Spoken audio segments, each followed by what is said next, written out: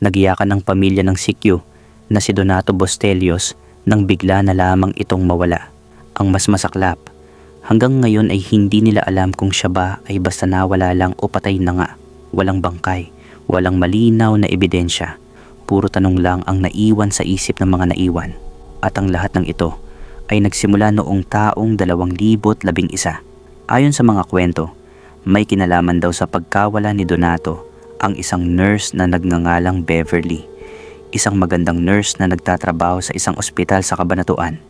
Mula rito, unti-unting nabuo ang hinala ng mga tao at nagsimulang ikabit ang pangalan ng nurse sa misteryosong pagkawala ng Sikyo. At dito na natin ibubuod ang kwento ng isang lihim na ugnayan. Isang love affair sa pagitan ng isang nurse at isang security guard. May asawa si Donato at may 3 silang anak. Ang asawa niya ay si Teresa Bostelios. Nakilala niya si Teresa noong nagtatrabaho pa ito sa isang butika. Noon, Sikyo na si Donato sa lugar na iyon. Madalas silang magkita. Madalas magpang-abot ng tingin. Hanggang sa hindi na lang sila basta magkakilala. Hindi nagtagal, naging magkasintahan ang dalawa at kalaunan ay nagpakasal. Pinagpala ang kanilang pagsasama. Nabigyan sila ng 3 anak. Maayos ang takbo ng kanilang buhay sa loob ng maraming taon. Si Donato ay nanatiling Sikyo. Si Teresa naman ay nagpatuloy sa pagtatrabaho sa butika. Iyon ang naging sandigan nila sa pang-araw-araw na gastusin. Simpleng buhay pero buo ang pamilya. Ngunit sa realidad ng buhay, hindi ka man mayaman o mahirap, dumarating at dumarating talaga ang pagsubok, kagaya ng nangyari kay Teresa. Noong 2010, nagsimulang magkasakit si Teresa. Hindi agad niya ito pinansin. Akala niya ay simpleng pagod lang. Madalas siyang sumasakit ang ulo. Namamaga ang kanyang mga paa tuwing gabi. May mga araw na parang sobrang bigat ng kanyang katawan kahit wala naman siyang ginagawang mabigat. Sanay si Teresa na tiisin ang lahat. Sa baryo, normal lang daw ang hilo at panghihina, lalo na kapag tumatanda. Ngunit ang totoo, matagal nang unti-unting sinisira ng sakit ang kanyang mga bato. May alta presyon si Teresa noon pa, ngunit hindi niya iniinom ng tama ang kanyang mga gamot. Minsan may iniinom, minsan wala. May diabetes din siya, ngunit hindi mahigpit ang pag-iwas niya sa matatamis. Araw-araw, unti-unting napapagod ang kanyang mga bato sa pagsala ng dugo, hanggang sa dumating ang panahong halos hindi na sila gumagana. Ang sakit na tumama kay Teresa ay chronic kidney disease. Sa huling yugto ng sakit na ito, hindi na kayang linisin ng katawan ang sarili nitong dugo. Naiipon ang lason sa katawan. Pakiramdam niya ay laging mabigat ang dibdib. Madalas siyang mahilo, nasusuka, nawawalan ng gana kumain. May mga sandaling hirap na rin siyang huminga. Doon na siya isinailalim sa dialysis. Sa dialysis, hindi na ang mga bato ni Teresa ang nagsasala ng dugo. Isang makina na ang gumagawa nito para sa kanya. Ilang oras siyang nakahiga sa ospital habang dumadaloy ang dugo palabas at pabalik sa kanyang katawan. 3 beses sa isang linggo, paulit-ulit, walang palya. Kapag hindi siya nagdialysis, unti-unting malalason ang kanyang katawan hanggang sa tuluyang bumigay. Ngunit hindi ang sakit ni Teresa ang pinakamasakit na bahagi ng kwento. Dahil sa mga araw ng dialysis, doon nakilala ni Donato ang nurse na si Beverly. Siya ang madalas mag-asikaso kay Teresa tuwing nasa ospital ito. Noong una, pawang mga simpleng ngiti lang ang namamagitan. Walang halong duda, walang hinala. Hindi rin namalayan ni Teresa kung kailan nagkapalitan ng numero sa telepono sina Donato at Beverly. Hanggang sa isang araw nalaman niya ito. Nang tanungin niya ang asawa, sinabi lamang ni Donato na kaibigan lang niya ang nurse at para raw iyon sa follow-up ng dialysis ni Teresa. Hindi masyadong kumbinsido si Teresa, ngunit pilit niyang pinakalma ang sarili. Upang patunayan ang sinasabi, pinabasa pa ni Donato ang mga text message ni Beverly sa kanya. At ang nabasa ni Teresa ay tila walang masamang ibig sabihin. Isang mensahe lang ang tumatak sa kanyang isip. Sabi ni Beverly sa text, "May kaibigan ka ba na single o kaya foreigner na mabait? Ireto mo naman ako sa kanya. Ha ha ha." May kasamang tawa, walang lambing, walang lambot sa salita. Dahil doon, naniwala si Teresa na walang mali siya ang ugnayan ng nurse at ng kanyang asawa. Hindi niya alam na iyon pala ang simula ng mas malalim na problema. Dumaan ang mga araw na kampante si Teresa. Sa kabila ng sakit, sa kabila ng hirap ng dialysis, naniniwala siyang hindi siya iiwan ng asawa. Paulit-ulit niyang sinasabi sa sarili na hindi siya ipagpapalit ni Donato. Hindi matapos-tapos ang mga gabi sa ospital, ang amoy ng gamot, ang tunog ng makina ng dialysis. Pero sa isip ni Teresa, sapat na ang pagmamahal nila para malampasan iyon. Hindi niya alam na habang unti-unti siyang nauupo sa kama ng ospital, may ibang kama ng hinihiga ng kanyang asawa. Sa mga panahong hirap na hirap si Teresa sa kanyang karamdaman, doon naman nagsimula ang lihim na pagkikita ni Donato at ng nurse na si Beverly. Hindi na ito nagtatapos sa simpleng ngiti o kamustahan sa hallway ng ospital. Lumalalim na, lumalampas na sa hangganan. May mga gabi na hindi na umuuwi agad si Donato. May mga dahilan siyang handa, traffic, overtime, may inasikaso raw sa ospital. At dahil pagod na pagod si Teresa, dahil mas inuuna niya ang bawat paghinga, hindi na niya pinagdudahan. Ang hindi na kayang maibigay ni Teresa bilang asawa dahil sa panghihina ng kanyang katawan, ay ibinibigay naman ni Beverly ng buong gana. Ayon sa mga nakakakilala sa nurse, hindi raw ito bago sa ganitong gawain. May reputasyon si Beverly na palipat-lipat ng karelasyon. Sa edad na 30, wala pa ring nagtatagal. Walang naglalakas loob na pakasalan siya dahil ayon sa sabi-sabi, hindi siya marunong makontento. At ngayon, ang pinasok niyang relasyon ay ang pinakamalupit sa lahat. Isang lalaking may asawa. Isang lalaking ang asawa ay pasyente niya.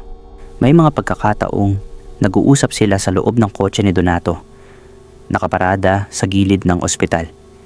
Hindi ka ba nag-aalala? Minsang tanong ni Donato, mahina ang boses. Ngumiti lang si Beverly. Bakit ako mag-aalala? Hindi naman niya malalaman. May sakit siya.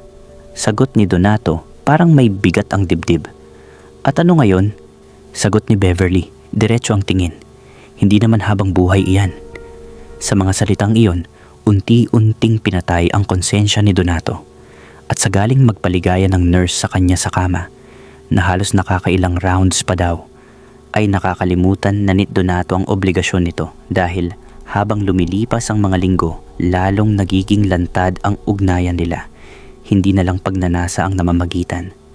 May mga plano na sila sa buhay. May mga pangarap na binubuo sa ibabaw ng paghihirap ng ibang tao. Hanggang sa isang araw nahuli ni Teresa ang hindi niya kailanman inaasahan. Mahina ang katawan niya noon. Kakauwi lang galing dialysis. Nakahiga siya sa kama nang marinig niyang maligo si Donato. Naiwan sa mesa ang cellphone nito. Hindi niya balak magbasa. Hindi siya selosa. Ngunit may isang notification na pumasok. Isang pangalan ang kumislap sa screen. Beverly. Hindi niya alam kung saan siya kumuha ng lakas pero inabot niya ang cellphone. Una, puro biro lang ang nabasa niya. Mga mensaheng may halong tawa. Mga paalala kung anong oras magkikita. Mga salitang hindi niya maintindihan kung bakit kailangan pang itago. Hanggang sa bumigat ang mga susunod na linya. Namimiss kita, sabi ng isa. Mas masarap kapag wala siyang alam, sagot ng kabila. Nanginig ang kamay ni Teresa. Ngunit ipinagpatuloy niya ang pagbabasa at doon niya nabasa ang linyang tuluyang pumatay sa kanya. Huwag kang mag-alala, sabi ni Beverly sa text. Malapit na ring mamatay ang misis mo. Alam mo naman kapag dialysis na, maiksi na lang ang buhay niyan. Nanlamig ang buong katawan ni Teresa. Hindi niya alam kung mas masakit ba ang sakit sa kanyang mga bato o ang sakit na tinusok sa kanyang puso. Para bang sa isang iglap, mas pinili ng mundo na patayin siya kahit buhay pa siya. May kasunod pang mensahe, mas mabuti nga kung maaga. Para tayo na. Hindi na siya umiyak. Wala nang lumabas na luha. Parang nanigas ang kanyang mukha. Ang tanging narinig niya ay ang tunog ng shower, ang boses ng lalaking minsan niyang minahal, at ang katotohanang ipinagpalit siya habang unti-unti siyang namamatay. Paglabas ni Donato ng banyo, nakita niyang hawak ni Teresa ang kanyang cellphone. Teresa, Nanginginig ang boses nito. Hindi siya sumigaw. Hindi siya nagwala. Tumingin lang siya sa asawa. Mahina, pero malinaw ang sinabi niya. Ganito na pala ako kababa para sa inyo. Patayin mo na lang ako, Donato, patayin mo na lang ako. Yan pala ang hinihintay nyo. Ang mamatay na lang ako, mga hayop kayo. Wika ni Teresa, na di na napigilan ang sarili sa pagiyak. Pero imbes na magkaila si Donato, imbes na humingi ng tawad o magpaliwanag ng maayos, iba ang lumabas sa kanyang bibig. Parang matagal nang naiipon ng galit. Parang matagal na niyang hinihintay ang sandaling iyon para isisi ang lahat. Sinabi ni Donato na sawang-sawa na raw siya sa nangyayari sa buhay nila. Araw-araw daw ay pare-pareho ang eksena. Isang kahig, isang tuka. Gigising para magtrabaho, uuwi na may dalang pagod at sasalubungin ng problema. Dagdag pa niya, bakit daw ba nagkasakit ang asawa niya? Bakit daw si Teresa pa ang tinamaan ng ganitong karamdaman? Habang nagsasalita siya, hindi niya man lang magawang tingnan si Teresa sa mata. Idinagdag pa niya na kasalanan daw ni Teresa ang lahat. Kung inalagaan daw niya ang sarili niya noon, kung uminom lang daw siya ng gamot ng tama, kung nag-ingat lang daw siya sa pagkain, hindi raw sana sila hahantong sa ganitong sitwasyon. Hindi raw sana sila magkakautang ng ganito kalaki. Hindi raw sana sila lulubog sa problema. Alam mo ba kung gaano kahirap ang pinagdadaanan ko? Sigaw ni Donato. Hindi mo lang alam kung gaano na tayo kalubog sa utang. Isa-isa niyang binanggit ang mga gastos. Gastusin sa ospital, gastusin sa dialysis, gastusin sa bahay, gastusin ang mga bata. Parang bawat salitang binibitawan niya ay may kasamang bigat na pilit niyang ipinapasa sa asawa. Ang lumalabas kay Teresa nagmula ang lahat ng problema nila, pati ang pambababae niya, pati ang relasyon niya sa nurse. Parang gusto niyang ipalabas na may karapatan siyang humanap ng iba dahil nahihirapan siya. Nagkandali-chilitsi ang buhay natin dahil sa kapabayaan mo sa sarili mo. Sabi pa niya, hindi mo alam kung gaano na ako nahihirapan sa mga utang natin. Walang sigaw si Teresa, wala ring sagot. Nakaupo lang siya sa gilid ng kama. Mahina ang katawan, nanginginig ang mga kamay. Sa bawat salitang naririnig niya, parang unti-unting gumuho ang paniniwala niyang okay lang sa asawa niya ang magsakripisyo para sa pamilya. Akala niya, magkasama nilang haharapin ang sakit. Akala niya, naiintindihan siya ni Donato. Akala niya, pareho nilang tinatanggap ang bigat ng buhay. Hindi pala. Hindi pa doon nagtapos si Donato. Idinagdag pa niya na nahumaling siya sa nurse dahil doon siya nakakaramdam ng ginhawa. Doon daw siya nakakalimot sa problema. Doon daw siya nakakahanap ng katahimikan. Parang ang lalaking nagsasalita ay isang taong walang bayag, walang lakas ng loob na lutasin ang problema ng pamilya, kaya mas piniling tumakas sa ibang bisig. Sa mga salitang iyon, halos malupasay si Teresa. Hindi dahil sa sakit ng katawan, kundi dahil sa sakit ng katotohanan. Mula nang magkasakit siya, doon lang pala unti-unting inilabas ni Donato ang hinanakit niya. Ngayon lang niya nalaman na sa mata ng asawa niya, isa na lang siyang pabigat. Siya na nga ang may sakit, siya na nga ang niloloko. Siya pa ang sinisisi. Habang siya ay nakadialysis, habang binibilang na lang ang lakas ng bawat araw, parang binibilang na rin ni Donato ang nalalabing panahon ng kanyang pasensya. Sa kabilang kwarto, umiiyak ang mga bata. Naririnig nila ang pagtatalo. Naririnig nila ang sigawan. Hindi nila lubos maintindihan ang mga salita, pero ramdam nila ang bigat. Ramdam nila ang takot na baka tuluyan nang masira ang pamilya nila. May batang lumapit sa pinto, mahina ang boses. Tatay, wag na po kayo mag-away. Ngunit parang bingi si Donato. Hanggang sa umalis si Donato. Kinuha niya ang kanyang uniforme. Ilang damit, ilang gamit. At walang malinaw na paalam. Walang ring pangakong babalik. Hindi siya lumingon. Naiwan si Teresa sa bahay kasama ang 3 anak. At doon nagsimulang tuluyang magkawatak-watak ang kanilang pamilya. Hindi dahil sa sakit, hindi dahil sa kahirapan, kundi dahil sa isang lalaking piniling isisi ang lahat kaysa manindigan sa harap ng sariling responsibilidad. Sa madaling sabi, ang lalaking walang paninindigan. Pero makalipas ang 2 araw, biglang bumalik si Donato sa kanyang pamilya At kay Teresa, iba na ang itsura niya. Para bang may nagbago sa loob niya. Kitang-kita ang takot sa kanyang mga mata. Hindi na siya maingay. Hindi na siya palasagot. Parang may mabigat na lihim na pilit niyang itinatago. Wala siyang sinabi kay Teresa tungkol sa nangyari sa loob ng 2 araw na pagkawala niya. Ang tanging sinabi lang niya ay pipilitin daw niyang magbago para sa kanilang mga anak. Napagtanto raw niya na kahit anong mangyari, sila at sila pa rin ang uuwian niya. Na pamilya pa rin daw niya ang pinakamahalaga. Parang himala ang dating ng biglang pagbabagong iyon. Sa loob lamang ng 2 araw, parang ibang tao na si Donato. Natuwa si Teresa. Sa kabila ng sakit, sa kabila ng lahat ng nangyari, kumapit siya sa mga salitang iyon. Inisip niya na baka may pag-asa pa. Baka totoo ang pangakong pagbabago. Ngunit huli na pala ang lahat. Hindi alam ni Teresa na bago umuwi si Donato, may isang lalaking pumunta mismo sa pinagtatrabahuhan nito, sa establishmentong binabantayan niya bilang sekyo. Hindi naka-uniforme ang lalaki, pero dala niya ang baril. Walang pasabi, itinutok niya iyon kay Donato. Hindi kilala ni Donato ang lalaking iyon, pero kilala siya ni Beverly. Isang pulis ang lalaki. Matagal na pala itong may relasyon kay Beverly. Ayon sa mga kasamahan ni Donato, noong araw na iyon ay hindi naka-duty ang pulis. Ngunit dala niya ang kanyang baril at hindi lang siya mag-isa.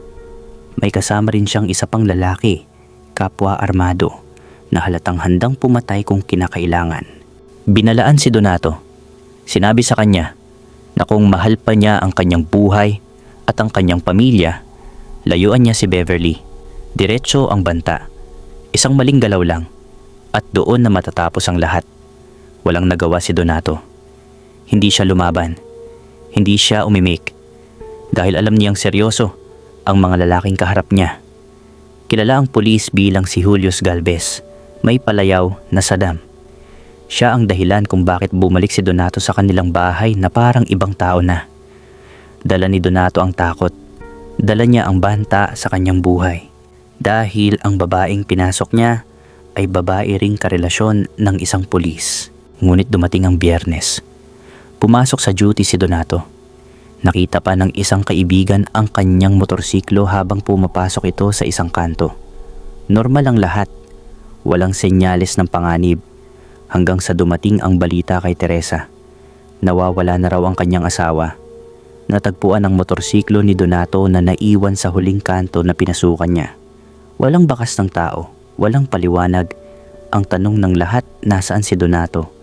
Nalaman ng mga magulang ni Donato ang nangyari at agad nilang sinamahan si Teresa sa pulisya.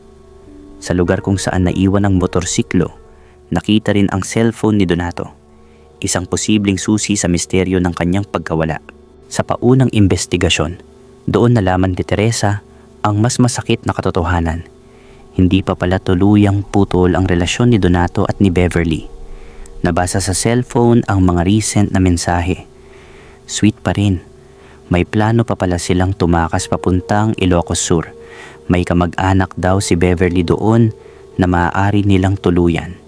Doon din nalaman ni Teresa ang tungkol sa pagtutok ng baril ng isang pulis sa kanyang asawa. Doon na sila nag-iyakan ng mga magulang ni Donato. Dahil kung hindi man nawawala si Donato, malamang ay tinuluyan na siya ng lalaking iyon.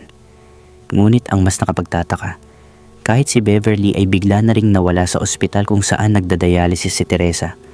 Parang sabay-sabay silang nabura. Dahil sa impormasyon na nakalap ng mga pulis. Isang umaga, habang tahimik ang presinto, biglang pumasok ang ilang pulis na nakasibilyan nang walang sigawan doon. Lumapit sila kay Julius na nooy nakaupo lamang. Julius Galvez, sabi ng isa, sumama ka muna sa amin. Hindi na siya umalma, hindi na rin nagtanong. Parang alam na niya kung bakit. Isinakay siya sa sasakyan, walang sirena. At sa loob ng presinto, isa-isang inilatag ang mga ebidensya. Mga salaysay, oras ng pagkawala, baril na ginamit, at ang pangalan ng isang babaeng pareho nilang pinagsimulan ng gulo. Sa labas ng presinto, naghihintay si Teresa. Nanginginig ang mga kamay. Hindi niya alam kung buhay pa ang asawa niya. Ngunit ganito pa man ang nangyari. Hindi na umabot sa totoong laban sa korte ang kaso ng pagkawala ni Donato. Kahit dinampot si Julius Galvez at naimbestigahan, kulang ang ebidensya. Walang bangkay, walang CCTV na malinaw, walang saksi na handang tumestigo ng harapan. Puro salaysay lang. Sinabihan naman ang pamilya ni Donato na kung gusto nilang ituloy ang kaso hanggang korte, kailangan ng abogado, kailangan ng pera, at ang kakalabanin nila ay isang pulis. Ngunit wala ang lahat ng iyon ang pamilya Bustillos. Baon na sila sa utang. May dialysis pa si Teresa. May 3 batang kailangang buhayin. Masakit mang isipin mga kaibigan, ay ganyan ang batas sa Pinas, na mapapaisip ka na lang na para lang talaga sa mga may pera ang hustisya. May mga testigong umatras. May mga biglang tumahimik. May mga dating handang magsalita na biglang nagsabing wala raw silang nakita.